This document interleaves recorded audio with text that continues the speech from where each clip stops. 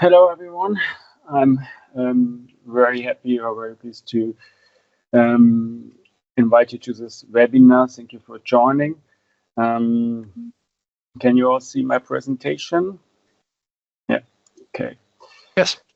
So thank you for the nice introduction. The topic is live heart access, like already said, just for the how we will do it. It's I will start because I'm a hepatologist. I will talk a little bit about the cardiorespiratory dysfunction, which are caused by liver disease. And then Dr. Friederike Löffler from Hannover Medical School will go forward with liver dysfunction due to cardiac disease, especially spontaneous circulation. And last but absolutely not least, we will hear something about treatment of thrombosis disease, mainly combined heart liver transplantation by Juliet Emamaullee, who is she is very experienced on this field.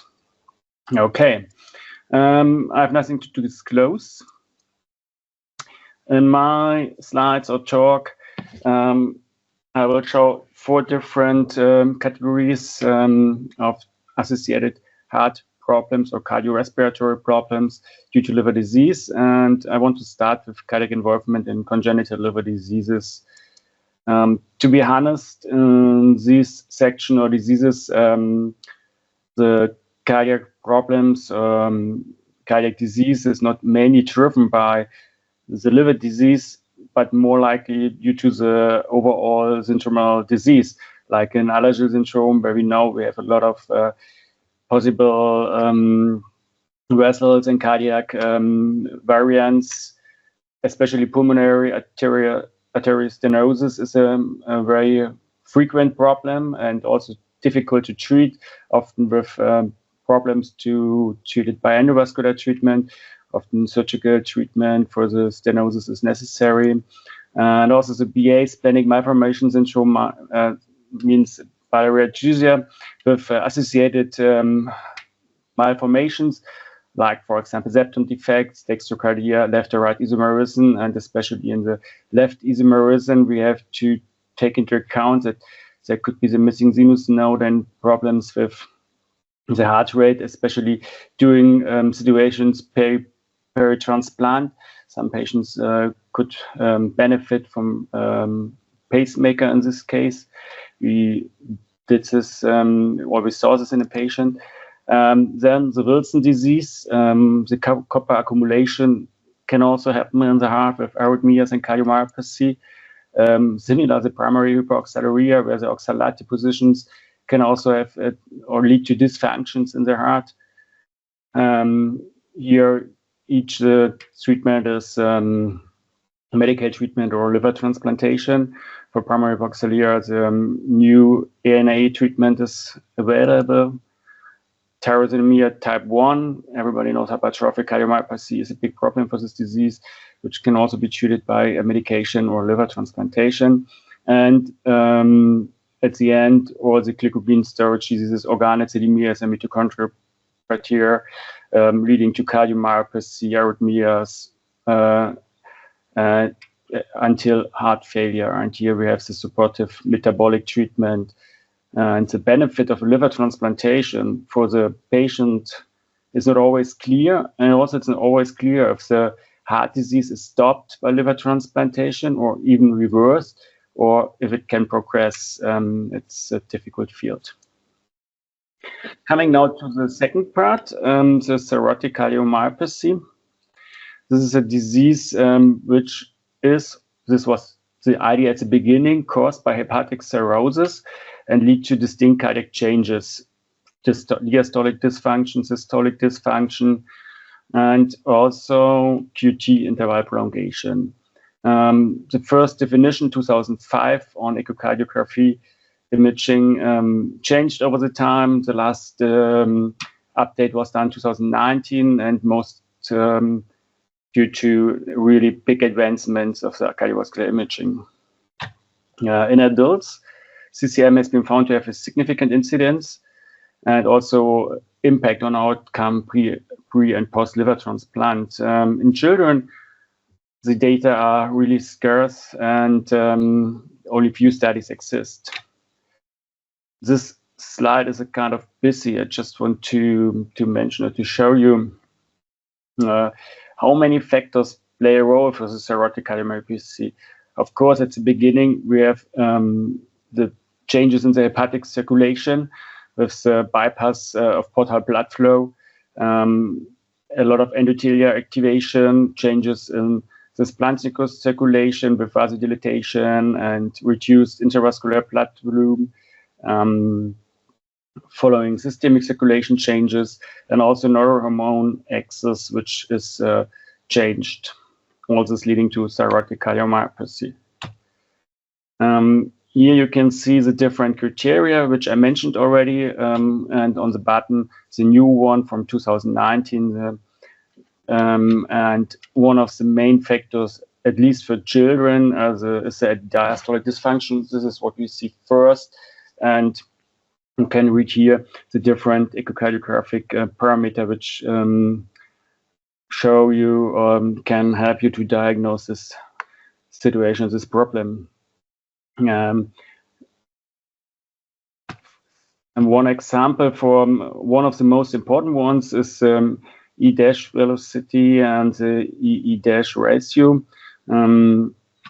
We show you an echocardiographic picture here with an E to E- ratio of 20. If I go back, you can see this is above what is allowed. So the diagnosis is likely here in this patient.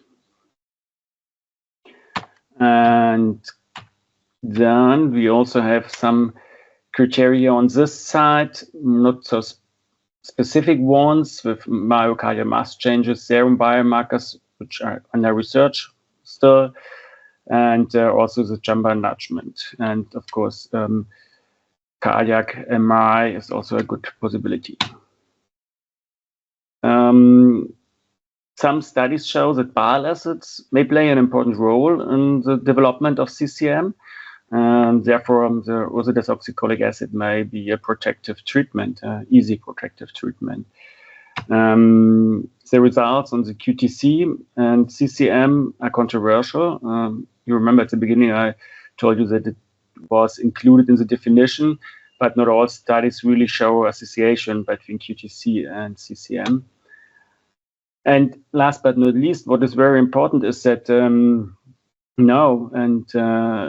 over time, we realized that not only a cirrhotic liver can cause a CCM, which was thought at the beginning. You see that even non-cirrhotic portal hypertension patients can have CCM, and even patients without any portal hypertension but with congenital portosystemic shunts can show this disease. So the most important point here seems to be the bypass of the portal blood flow. So what is the outcome? Here's a pediatric study from Gerges et al. From 2019. Here the CCM was defined by the cardiac mass and chamber enlargement, and they could see a clear association for morbidity and mortality in children with biliary atresia listed for liver transplant or transplanted. A large adult study with 210 patients had 77% of patients with CCM based on 2005 criteria, and based on 2019 criteria at 30% also only. And with the revised criteria, the CCM was associated with a major adverse cardiac events after liver transplant. And the most important factor seemed to be the septal E velocity. In opposite to this, Marella et al. Could not find any association of post-transplant outcome in 5 years with the left ventricular diastolic dysfunction. But what is sure is that the CCM improves or show even resolution in most patients after liver transplant, what we could also find in our pediatric patients here in Hannover. Okay, what is the treatment? Like I mentioned, ursodesoxycholic acid could be a protective way to treat the patients. Angiotensin antagonists, taking into account the hormonal disturbance, the non-selective beta blockers, and last but not least, the liver transplantation. Coming to the next point, the hepatopulmonary syndrome. Different pathomechanisms play a role here. It's a perfusion ventilation mismatch, diffusion limitation, and also the presence of direct shunts. The incidence is not so low, with 20 to 30% of patients with liver disease, but we cannot find this association between the severity of the liver disease and the incidence of HBS, or the severity of HBS. And again, not only in cirrhotic patients and not only in patients with portal hypertension, but also in patients with CPSS, congenital portosystemic shunts, can show hepatopulmonary syndromes. And we could find some patients already coming to our clinic with to the cardiac department or pulmonary department for differential diagnostic for hepatopulmonary syndrome, and at the end it turned out they had a CPSS. So this has to be keep in mind. The diagnostic in liver disease patients is sometimes difficult. It's frequently asymptomatic. Screening is necessary to find it on the really early time point. Pulse oximetry can help, but it's not very sensitive. It can be more sensitive if we let the patient move from supine to upright. This platypnea can show, or typically the saturation will go down when the patient stands up. Then new ideas or studies, research results that some vascular molecules like VCAM1 or von Willebrand factor appear to correlate with the HPS, and maybe even more sensitive and accurate for screening.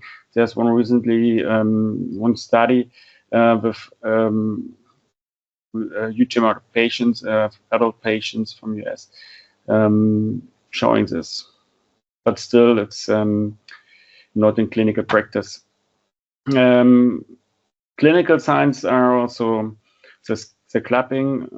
All of you may know or have seen already patients with these signs. And then the diagnostic workup, the next step would be the bubble echocardiography. And I will show you some pictures here, even though I'm not a cardiologist. You see different echocardiographic pictures here. The heart chambers are named, and the pictures are sorted numbered chronological. And you see that at second picture, you see already the bubbles in the right chamber, and in the third picture, still you see no bubbles in the left chamber, and this was during the whole examination. I can show you this also in a short video. The bubbles come to the right chamber, and we do not see any bubbles going to the left. Means here we cannot prove the HPS in this patient.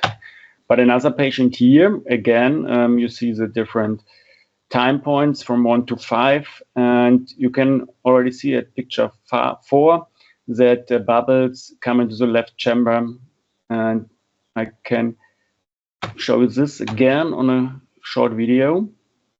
Now the bubbles are coming to the right, and they are already in the left also. So here we could show that the patient is most likely to have HPS.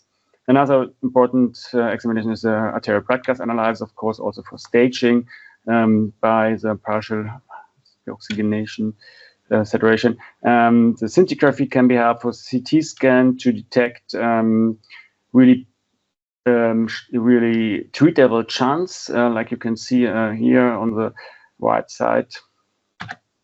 And the natural cause is that usually the decrease is in 84% of the patients around 5 maybe per year. The recovery after liver transplant is quite good, and this is a good good information that almost all patients go back to normal situation after liver transplant, but the time after the liver transplant is a hard time, and it takes some time, up to 6 to 12 months, to come to this point. But still, a big analysis of UNOS database showed that the patients with HPS have not a worse outcome compared to them without HBS, at least if it's not a very severe one. So the treatment is mainly the liver transplantation, and also closing of shunts can be helpful. I will show you in one patient after the slide, and also closing of shunts has to be taken into account if we are talking about patients with congenital portosystemic shunts. The nitric oxygen inhalation can be a treatment during transplant, and also extracorporeal membrane oxygenation. This is a patient I just talked about. You can see here the pulmonary artery is injected, and very, very fast we see already the left chamber filled via the shunt, and after putting in a device, this really improved. For comparison, the other side of the patient, here we don't have such a big shunt. Okay, and coming now to my last point, the portopulmonary hypertension is less frequent for luck because the outcome is much worse compared to hepatopulmonary syndrome, because there's less improvement after liver transplant. It can also happen in non-cirrhotic and CPSS patients, like all other diseases before. The treatment is like the pulmonary hypertension treatment in other patients. And if a liver transplant is done, and this has really to be discussed before, an extracorporeal membrane oxygenation can bridge the peritransplant time. But for severe portopulmonary hypertension based on the mean pulmonary pressure, a liver transplant is contraindicated usually. Okay, thank you very much. This would be my part. Okay, I have no conflict of interest to disclose, and today I'd like to talk about hepatic injury and heart failure in the adult patient. And I want to discuss two different points. The first is acute cardiogenic liver injury in the adult, and then I would like to talk about congestive hepatopathy, especially about FALT, the so-called Fontan-associated liver disease, which we do see in some of our patients. So next slide, please. So regarding acute cardiogenic liver injury, we can see this in up to 20% of patients with cardiogenic shock. And its diagnosis is based on the clinical setting. There must be cardiac, circulatory, or respiratory failure present. In the lab, you may find aminotransferase level, which are raised more than 20 times the upper limit of normal. You must exclude any other cause of liver injury to make the diagnosis of a shock liver. In sonography, you may find, or you usually do find, a dilated inferior vena cava and hepatic veins. The management of acute cardiogenic liver injury comprises, of course, the treatment of cardiogenic shock. Unfortunately, the prognosis is very poor, and the ICU mortality rises up to 50%. Next slide. Now I would also like to talk about one entity which is very rare. It's called secondary sclerosing cholangitis, which is similar to primary sclerosing cholangitis, but you always find a cause for secondary sclerosing cholangitis, and it may be or it can result from various causes, including infections, ischemia, toxins, or also biliary tract obstruction. And ischemic secondary sclerosing cholangitis results from cardiogenic shock or all kinds of shock. It is found especially in critically ill patients. Then this entity is called sclerosing cholangitis in critically ill patients. And it is also seen as a result of hepatic artery thrombosis post-liver transplant.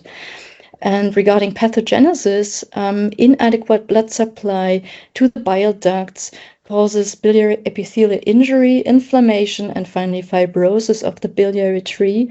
And the ischemia causes bile duct necrosis, bile leaks, formation of biliary casts, which lead to cholestasis, cholangitis, and progressive liver failure. In imaging modalities, you may see the so-called beaded appearance, which is typical to SSC. In the labs, you find elevated liver enzymes and bilirubin. Leukocytes and CRP may be high if there is infection. Especially in SC-CIP patients, mortality is very high, ranging up to 50%.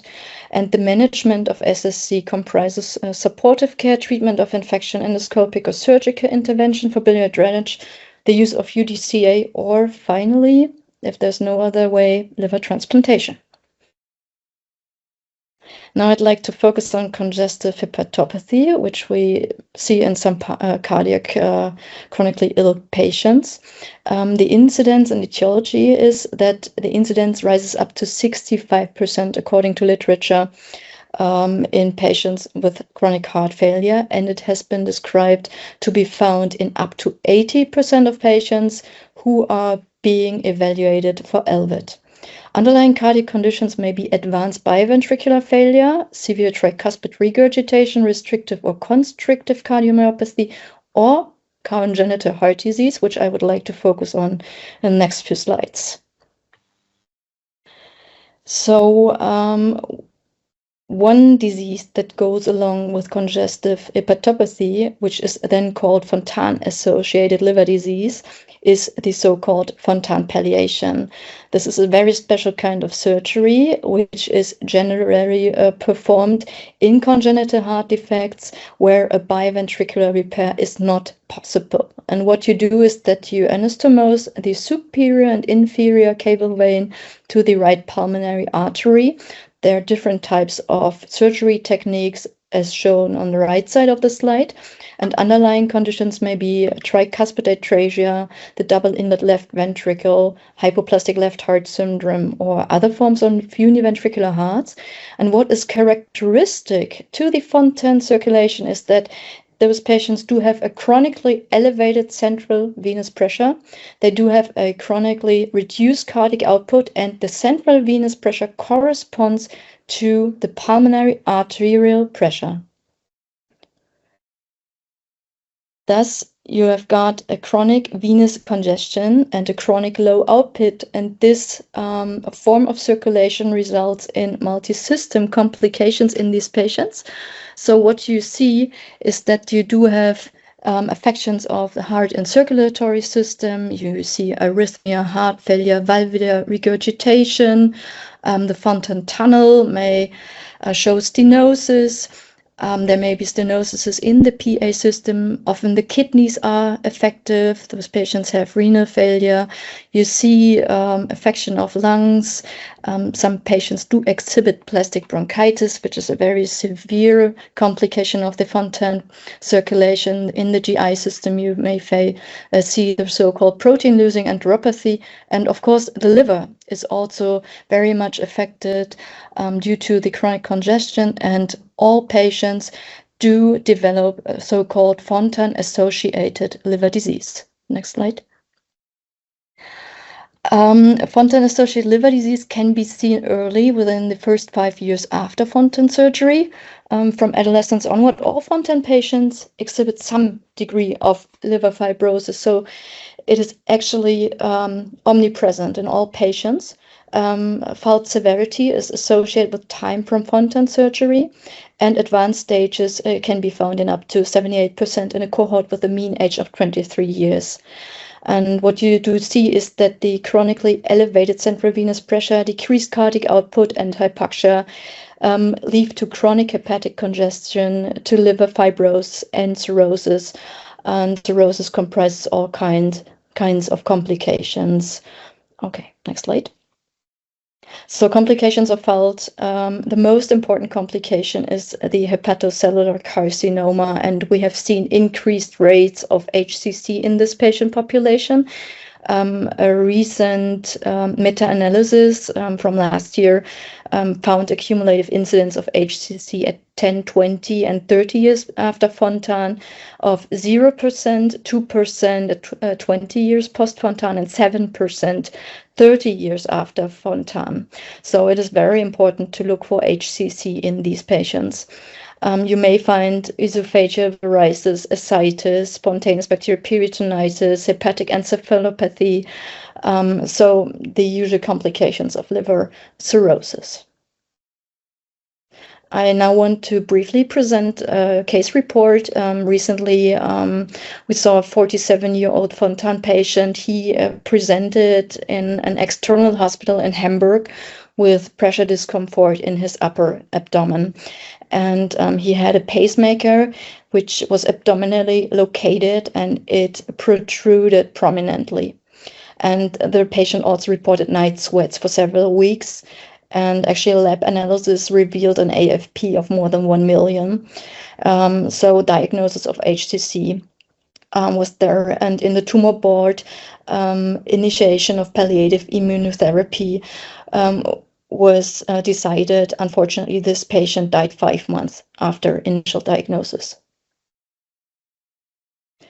So we definitely advise surveillance of FALT and screening for HCC in all adolescent and adult Fontan patients. What we usually do is that we look for liver enzymes, for INR, bilirubin, for the thrombocytes. We do sonography of the abdomen every 6 months. We perform hepatic MRI at baseline and follow-up as needed.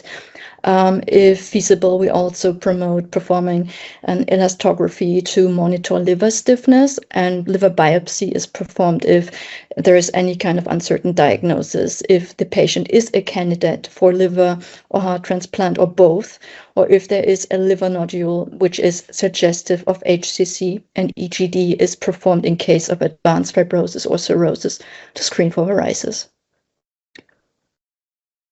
So the management of FALT comprises promoting general liver preventive health. We advise patients to avoid alcohol and smoking, of course. We, as doctors, try to avoid hepatotoxic drugs, but especially amiodarone is often needed in these patients as they suffer from arrhythmias. We say vaccinations are important, such as immunization against hepatitis B.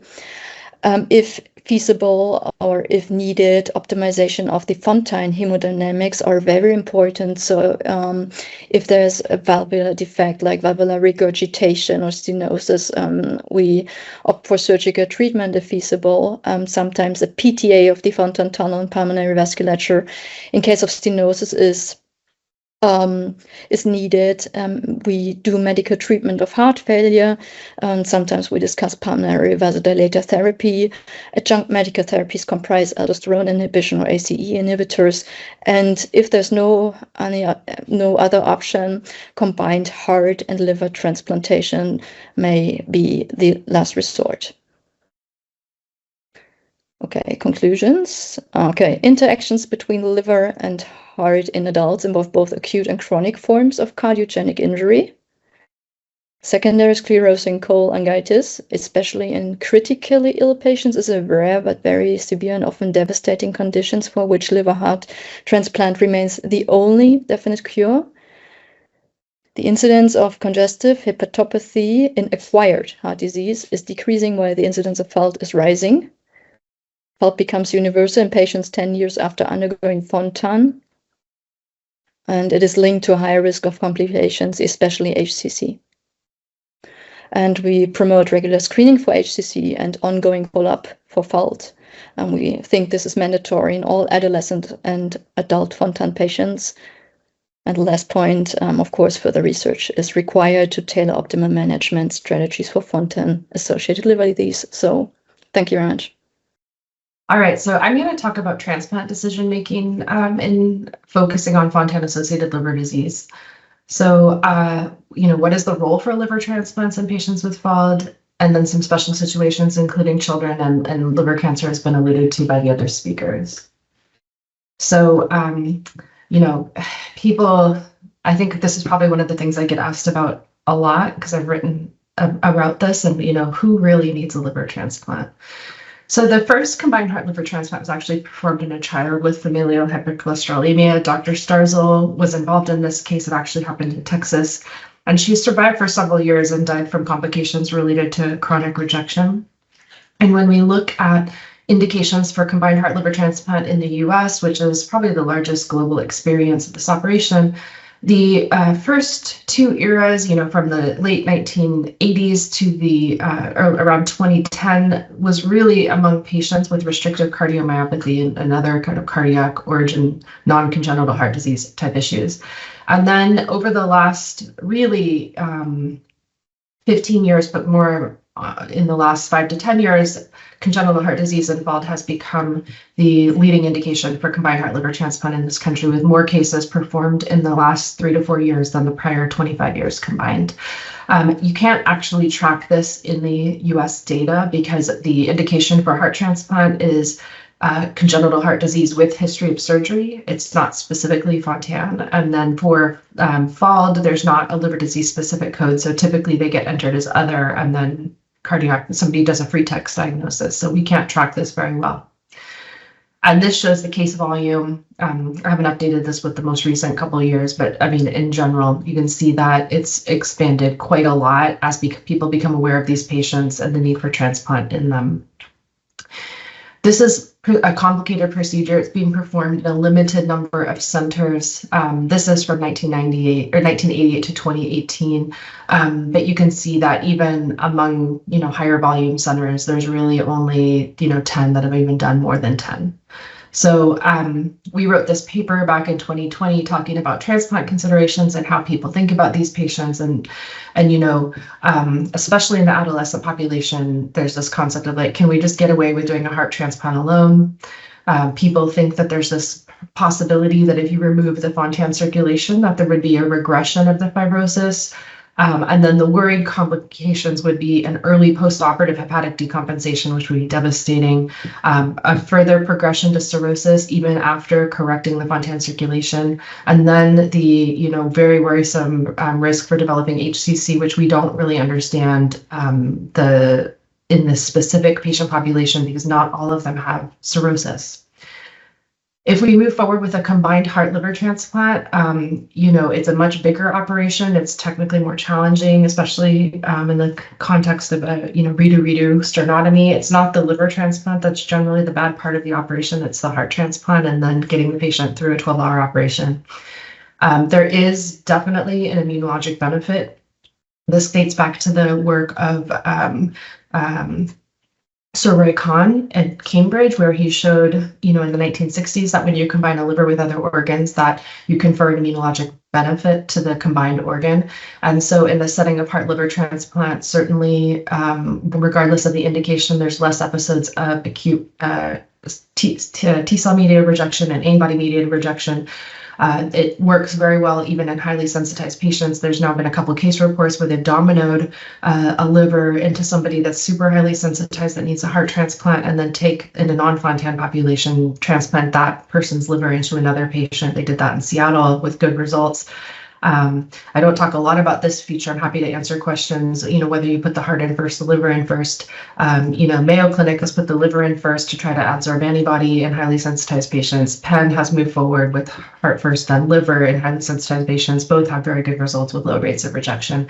Stanford has a series of over 300 endocardial biopsies in heart liver patients and have no rejection. And they also all do not get chronic allograft vasculopathy. So this question of can early fibrosis regress following heart transplant alone? This is a series from the Emory Group, Children's Hospital of Atlanta, and they looked at patients that had undergone heart transplant alone for Fontan failure. And really what they showed with both imaging and biopsies is that the liver disease appeared to stabilize, but it did not regress. And so I personally don't believe that there's a big possibility of the liver regressing and healing, and that what you have at the time of transplant is probably what they're going to have moving forward. What about the decision for heart transplant versus combined heart liver transplant? There's two really important studies in the adult population led by Matt Lewis at Columbia. These are multi-center retrospective reviews of patients undergoing either procedure. So the Foster study, first paper, looked at morbidity and mortality after either heart transplant alone or combined heart. So it's a composite transplant outcome.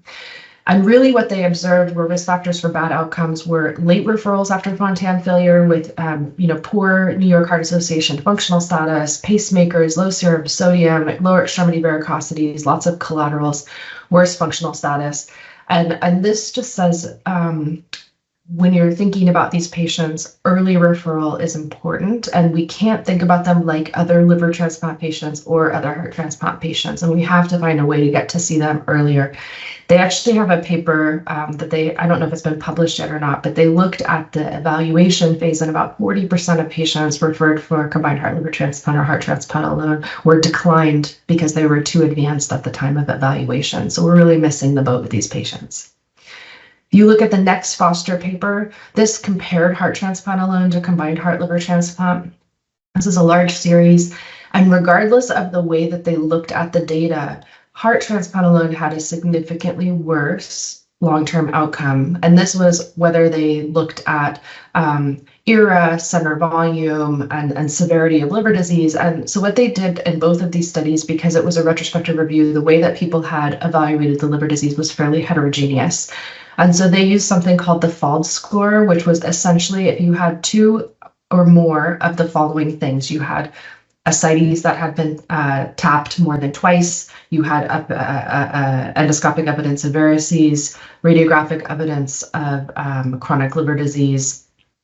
And essentially having only 2 of those things was a risk factor. And when you look at the clinical demographics of these patients shown here on the right, the adult patients that underwent heart transplant alone were on average 29 years old. The combined heart patients were slightly but significantly older. And in terms of their liver function, their total bilirubin was essentially within the normal range. Their platelet count was essentially within the normal range. And so these were not patients with decompensated liver disease. So if you are waiting until a patient with the Fontan circulation has evidence of advanced liver disease, you're probably going to be too late for them. What was really interesting is among the subset of patients who had undergone liver biopsy, only 18% had cirrhosis or stage 4 fibrosis. So again, they did not have advanced liver disease, and yet this is a significant risk factor for a bad outcome of a heart transplant alone in these adult patients. And so when they looked at this, you can see the 1-year unadjusted survival was 89 versus 76, 5 years 84 versus 60%. When they matched them by the FALD score and the ERA, or by the FALD score, transplant year, age, and center volume, you can again see that the 5-year survival is 86 versus 52%. So this is dramatic. So again, these patients, especially in the adult age group, really benefit from a combined heart liver transplant, even in experienced centers. Why did the patients die in the heart transplant alone group? Like multi-organ dysfailure, cardiogenic shock. This makes you wonder if this is that dreaded complication where the liver starts to fall apart once the heart transplant, if you have any complications. They have bleeding risks, and then they have unknown causes. And I can tell you in our pediatric program, we had a patient, a 16-year-old that underwent a heart transplant alone that had had a biopsy about 2 years before his heart transplant that said that his fibrosis was very early, CHFS grade 1, and he died from intrapulmonary hemorrhage about 2 weeks after his heart transplant alone, and on autopsy had advanced cirrhosis. And so again, it's hard to imagine that didn't contribute to the overall picture in that patient. So Foster study, very important group that showed that late referral, advanced Fontan failure, poor functional status are all associated with bad post-transplant mortality.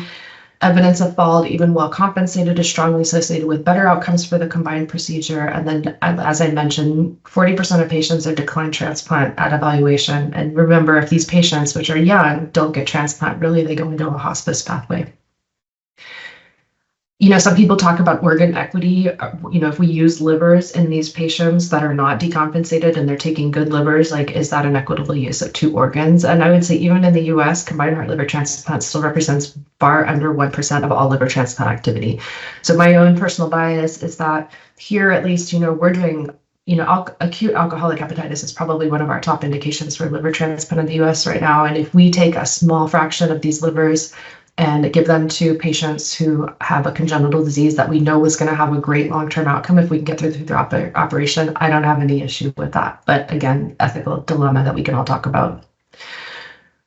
Again, this is the ethics of that, right? Like, is it the right thing to proceed with a heart transplant alone when you know that the combined procedure has this different of a survival outcome? So what about We had a working group through the American Society of Transplantation. We looked at all the challenges with studying these patients using big data with the lack of codes and so on.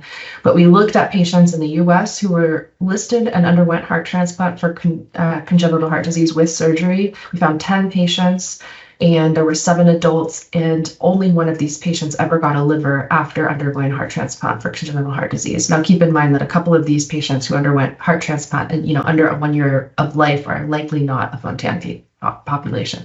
So, at least in the US, having a kind of safety net follow-up salvage liver transplant, that's not a thing that's really been successful. So we had proposed an algorithm for heart transplant versus combined heart liver transplant that really depends on the degree of fibrosis. There was this concept that if they're kind of in the middle group, that you could visualize the liver at the time of transplant and make a decision and have a backup in place to use the liver if you feel like you could move forward with heart transplant alone. The centers that were doing this, like Stanford and Penn were the primary ones, have really moved forward with just moving forward with the combined heart liver transplant based on data that I'll show you. So essentially, if you have more advanced fibrosis, even if it's compensated, if you have decompensated liver disease or HCC, these are the indications.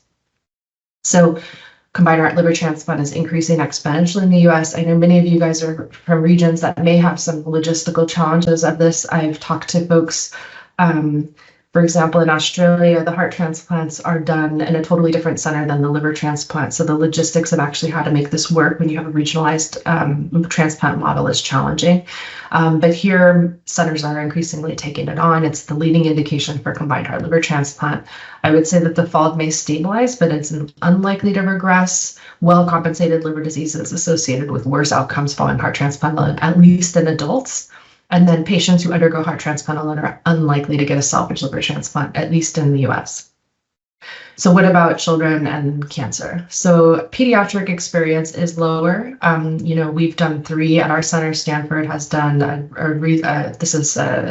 Stanford Healthcare is the adult hospital. Lucille Picard is the pediatric hospital. They've done more than this number from this report we did a few years ago.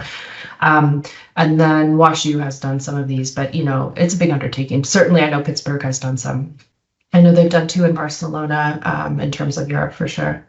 So when we looked at the US experience, there were 14 cases since 1989. Cardiac cirrhosis, as I told you, it's hard to capture them. Congenital heart disease was in 64% of patients. They had MELD or PELD of around 10, and they waited around 80 days. The donors were high quality. Many of them got depleting induction, and rejection was only present in 1 of the 14 patients. And with overall survival, the very first patient died of a neurologic complication, and the rest of them were alive at the time of this analysis. So here's an interesting recent publication from Stanford where they looked at intraoperative gross examination of Fontan-associated liver disease and then moving forward with the heart transplant alone. And again, this is primarily in the pediatric population, see median age of 15. They had 6 patients that underwent heart transplant alone despite being listed for combined heart liver transplant. They really limped along and had a prolonged hospitalization of around 60 days. All of them essentially had early rejection episodes. The liver continued to be abnormal post-op, and half of the patients developed new liver nodules post-transplant. So this is tricky. Like, how are you going to take care of these liver nodules? Are you going to biopsy these patients? They're young. We know that the rejection is a risk factor for, need for retransplant in the future. So this data, as it's a low number, but as we gather this experience, it's really important to share it so that we know how to move forward in this population. So things we don't know: what happens to the patients who are turned down altogether for heart transplant or combined heart liver transplant? We've certainly discussed patients we think we can't move forward with and, basically send them to hospice care at age 19. What happens to these nodules after heart transplant alone? What's the risk for HCC? And then, again, if the long-term outcomes are far superior to heart transplant alone, should we be doing heart transplant alone in adolescents just because we can get away with it? So lastly, the HCC piece, multiple centers are reporting this. This is a report from 9 centers in the US and Canada, 54 patients. The median age of diagnosis was 30, ranging from 12 to 52. And essentially, the 1-year survival was less than 50% because many of them present with advanced disease. 8 of these patients out of 54 underwent resection. It's very, very hard to get a patient with Fontan circulation and advanced liver disease through a major liver resection. Some underwent local regional therapy, some underwent transplant. In the US right now, there's no way for a liver pathology to drive allocation for a combined heart liver transplant. So if you are being listed for the liver with HCC, but the heart is not failing dramatically, you'll never see a liver heart offer. And so most of these patients underwent palliative care. And I can tell you at our pediatric center, we've had 3 patients in the last 6 months under the age of 20 that have had nodules that have been proven out to be malignant C2 or HCC, and one has been a cholangio.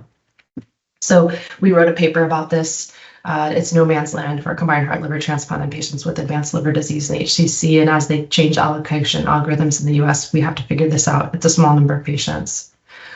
I will also say, Dan Ganger, who's a hepatologist at Northwestern in Chicago, has a population of Fontan patients he's following, and there's several that have said they never want to have a transplant and they have liver cancer, and so they've been using things like a local regional therapy with radioembolization, Y90 or yttrium, to try to stabilize these patients, but it's really tricky.